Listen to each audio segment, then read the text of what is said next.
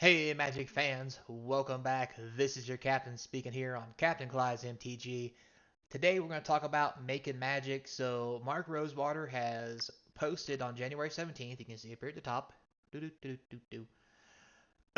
what's called the big picture. So, what this basically means is where magic has been, where it's going, and what the future holds according to Mark Rosewater. So, let's take a minute to dive into that and what it could mean for the future of Magic and how we play the game and just what we see in the game.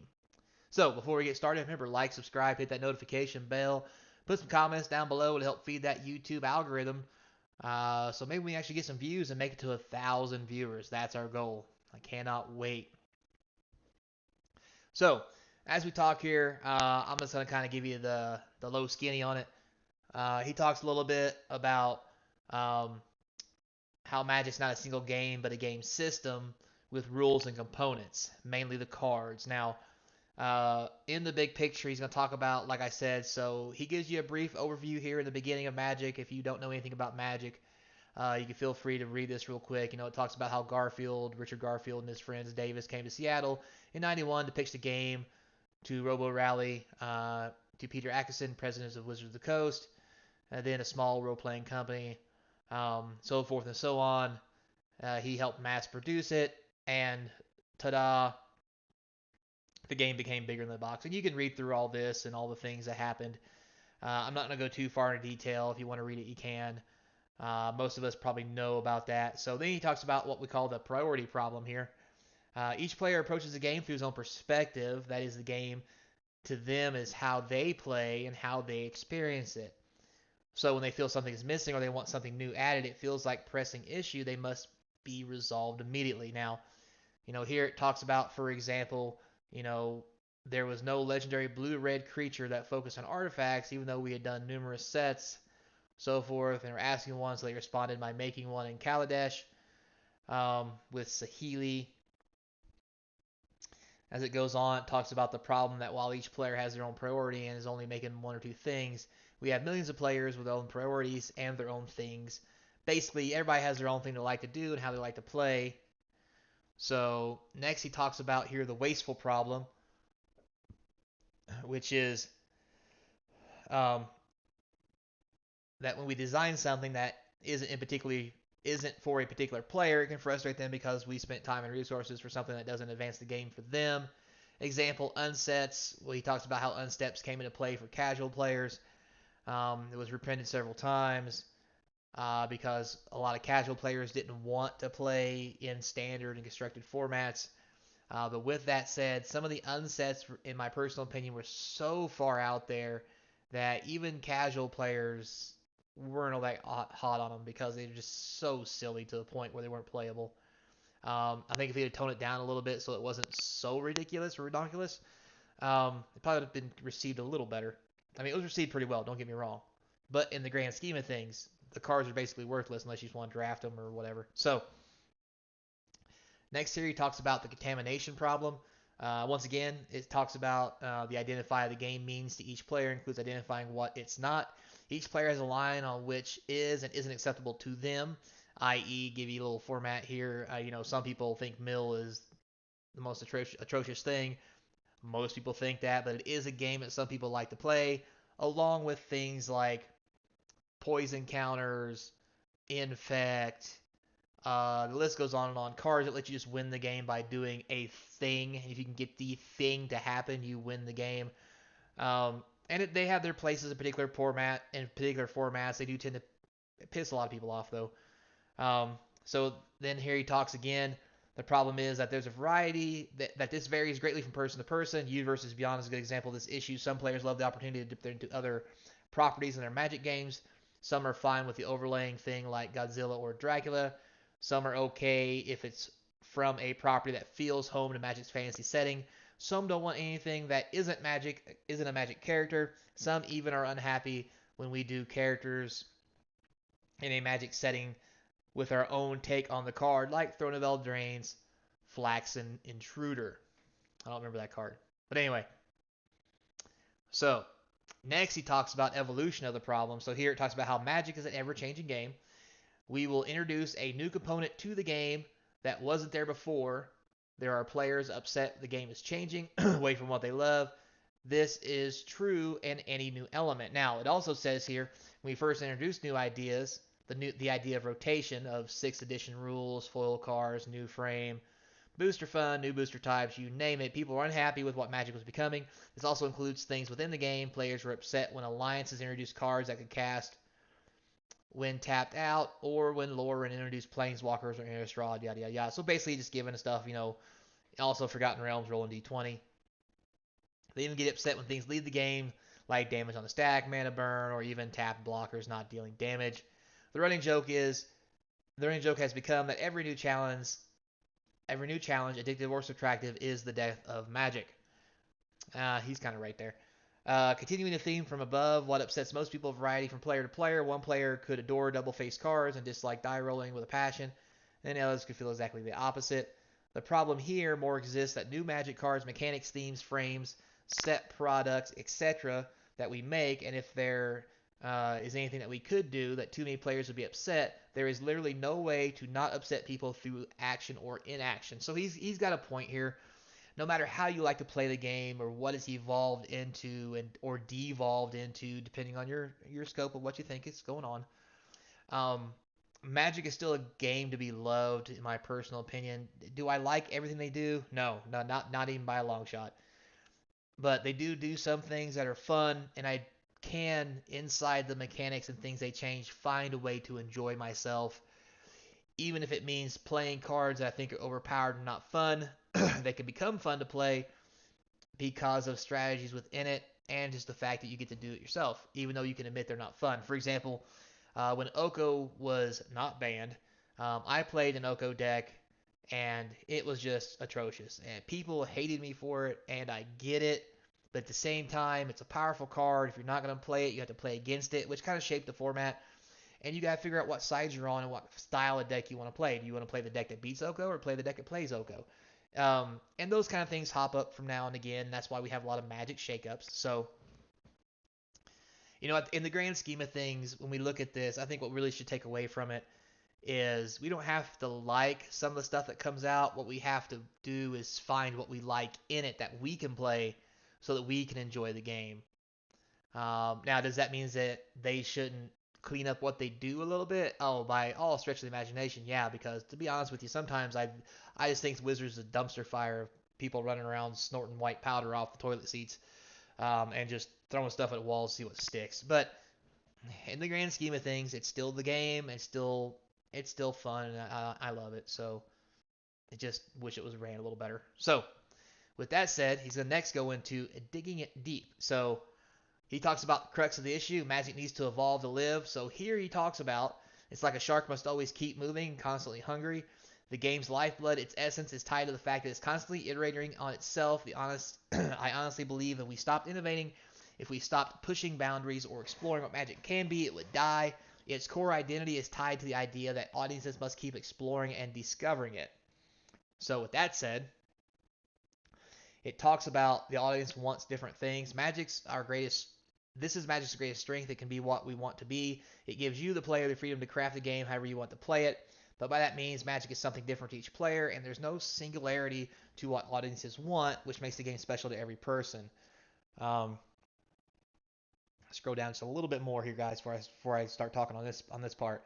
So how do we continue making Magic without upsetting everyone? The answer is we don't, and we can't, and he's right. The combination of above 2 points literally prevents it, but there is something we can do, which brings us to the guiding design philosophy. Design Magic so that each player has tools to make the game that they love, which is fair in what he's saying. Now, then below it, there's also a sentence that says, there's one sentence, but there's a lot packed into it, so let's unpack it for you. So here's when he's going to talk about all the stuff that's going to be going on. All right, I'm back. Sorry, guys, I had to plug my mic in. Apparently, I'm a professional who's obviously not prepared, or something like that. So, my main takeaway from this is that Magic's always going to change. Things are always going to be added, whether we like it or not. It will never stay the game that we love. For it to stay the game that we love, you really just have to pigeonhole yourself into one format or stop letting other cards into those formats. But then it just becomes a stale format. So it's half a dozen ones, 60 others. Damned if you do, damned if you don't. So one, he talks about here, we must focus on inclusion over exclusion. So to give you the skinny on this, before I read through the whole thing and bore you guys to death, if everyone likes your game but no one loves it, it will fail. That's what he believes. To that point, the important lessons from this is it says to draw a game from things that we love that are pushed away and pushed away from things that we hate, especially in a modular game like Magic. We have control over area of engagement in terms of our philosophy. That means that we prioritize having things over not having things. So basically what he's saying here is once they find something players like, they're going to keep doing it, and they'll milk it till they kill it, kind of like Secret Lair. I wasn't fond of Secret Lair. A lot of people did like it, though, and once again, they're milking it to death. There's also mechanics. They're bringing back ninjutsu. People like that mechanic a lot, from what I understand. Some people did. Don't get me wrong. Like I said, people gonna hate, some people gonna love. But you're probably gonna see a lot of the same things in the expansions. Once something actually sticks. Like, I really think there'll be more cards. For example, sagas. Sagas was supposed to be a one-time thing, and then all of a sudden, everybody loves sagas. Now there's sagas almost every set. Like Modern Horizons 2 has sagas. New sets have sagas. Like there's sagas galore. You get a saga. You get a saga. It's the Oprah Winfrey of sagas. So good example there. So next here it says we must be willing to experiment more. What that basically means, he talks about booster fun, the art, the way cards look. So don't expect art styles, distinctive frames, or the overload of everything special so nothing is special to change. Because everybody likes something different, and they're just going to keep hammering at it until they find something everybody likes. For example, expeditions. They went back to making expeditions again because everybody liked them. They're real popular. They got expensive. And they're like, let's do that again. So look for that to keep going and for them to slowly phase out art designs, which means every new set's going to have a brand new art design on the border until people start talking about one they like the most. And then that one will probably start creeping back up again and again over time as they try to adjust to people's tastes. But with that said, it just means that, again, everything's special, so nothing will be. So it's going to be real hard for it to be collectible to a degree. Now, it also says here we must default to things being playable.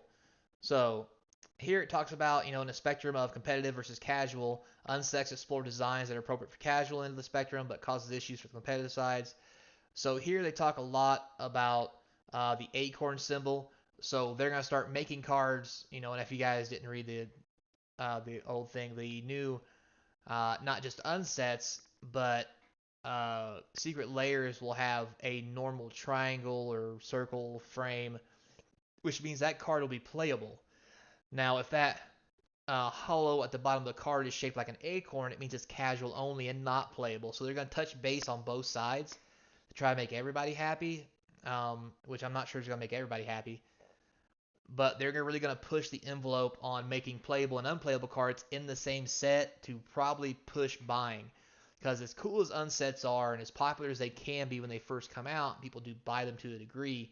They do not sell, especially now, like unsets of old. Like the first unset was a rock star. Second unset, not so much. The land was the only thing worth a damn in it. And as we've moved up through the ranks, it's just not got any better. They're probably hoping the new unset that's going to be in space will really kick it off people who are sci-fi, but that's to be seen. But once again, with that set, there's going to be shocklands in there to drive people to want to buy the boxes. And if they get a fetch land, it's a playable card, in the formats that it's legal in. So you're going to see probably a lot more of casual / competitive spectrum blended in future box sets to try to bridge that gap. Which I don't know if that's right or wrong, to be honest with you. I just know it's going to be them trying to push more money. We must rely on players crafting what they enjoy. So here it says we're far less equipped to control an individual's play experience. our choices are larger sweeping impacts prevent us from much nuances to available players. The big part about players is love, is trusting that the players to gravitate toward those elements. Um, this talks about people choosing the formats they play and so forth and so on. It also makes uh, a mention here. Choose what they put in their decks, choose what to play with, and somewhere in here, maybe it's not in this one. They talk about more formats and generating different formats, like Popper and so forth, and just trying to milk that as well. So here, number 5, we must generate feedback that helps us. So they talk here like their basic analogy here is a buffet. You serve everybody. Some people will eat it some people will eat it the other, but everybody will enjoy it, and their idea of that is what people enjoy the least is they fix by this food is too peppery or people don't like the chili. They're gonna either stop serving the chili, change the recipe so people actually want to visit that part. So once again, having a large range of products to try to serve not just to the whales, but to the casual players, to the competitive players, and try to hit that mass, which we see now with collector boxes targeted at whales, set boosters, targeted at casual slash competitive players, and draft boosters targeted at casual slash competitive. And I say that because casuals are one to draft. That's more of a casual thing. There are competitive drafts, don't get me wrong, so that's a thing as well. But also when it comes to set boosters, competitive guys will want the extra cards that come with them, guaranteed of extra rares and more money for collectors. So that's more of a competitive casual. Why drafter, I think, is casual competitive, my personal opinion. And collector edition is just whales. Now I'm not saying casuals or competitive guys can't buy collector boxes, but they're really just for the evil investor who want to make lots of money and try to invest and then flip the cards later to sell the casual and or competitive player the Blingy cards for a higher price later. So take that for what you will. So last year we have number 6. It says understand what hurts the game. So here he talks about some things R&D needs to keep out of the game that fall into two major categories. First are bad game mechanics. The color pie, for example, exists for a reason. It's fundamentally how the game is structured, and every color doesn't have access to every effect. However, they've pretty much threw that out the window if you actually look at some of the cards lately. But anyway, yes, there are plenty of players who might want us to make a card in a certain color that does something that's never done before, but doing so harms the integrity of the game. They have breached that to the point where almost every color can do what other colors do. I don't think that's very valid. The only thing that they don't do is they don't do it on a wide scale, so that every color just always has options. You do have to dip into other colors. So to a degree, yes, they're right, but at the same time, they're technically wrong. Second is avoiding things that violates our values. For example, we don't want to play into stereotypes or create cards that would make certain players feel uncomfortable, so that they might be playing will enjoy things. So, for example, this is that whole silliness of, what they call the woke culture of, they took Crusade and they banned it because, Crusade could make people have bad feelings, or the gypsies from homelands because people don't like to be called gypsies, even though it's an actual people. But anyway, so forth and so on. Stone throwing devils, things like that. Um, which I think is just silly because as a fantasy game, that's the things that happen. It's happened in history, and I don't think anybody here currently has been through a crusade or had stone throwing devils or so forth and so on. But hey, that's just me. My skin's a little thicker than most these days, which is mostly everybody. So hey, it is what it is. So, in conclusion, he talks like here, my goal of today's column is to take a step back, give you a larger sense of R&D is trying to do with magic, and hope you have a better sense of challenges we face and philosophies that guide us. Always eager for your feedback. You can contact him at these sites. Um, and basically, I think this is really a touch base on what's to come. And I say that meaning more changes, more flashy art, more stepping into other realms, Lord of the Rings, 40K, and trying to pull everything in that they can to get as many people into the game as possible. Not necessarily a bad thing, but this is not gonna. I think in the long term, maybe even by the end of the year, this is going to be a different kind of Magic where, I mean, Kamigawa Neon Dynasty is the first step where, Neon Dynasty has a lot of sci-fi, you know, feel to it, and it's got motorcycles and things like that, but it's still Kamigawa. So I think we might see them start moving more as they keep going, and Magic might start going through the realms as the realms advance in technology with less magic or both. Um, just because it seems like a natural, like people just can't stay the way they are forever. Eventually, technology or some other thing will come about and change things. Um, Personally, I'd see Phyrexia again. But anyway, so with all that said, guys, thanks a lot for watching a little longer article. I do appreciate your time. I hope you agree with what I said. If you don't, put some comments down below. Tell me what you think this article means and the way that Wizards is going to take the product line and the game that we love, Magic the Gathering.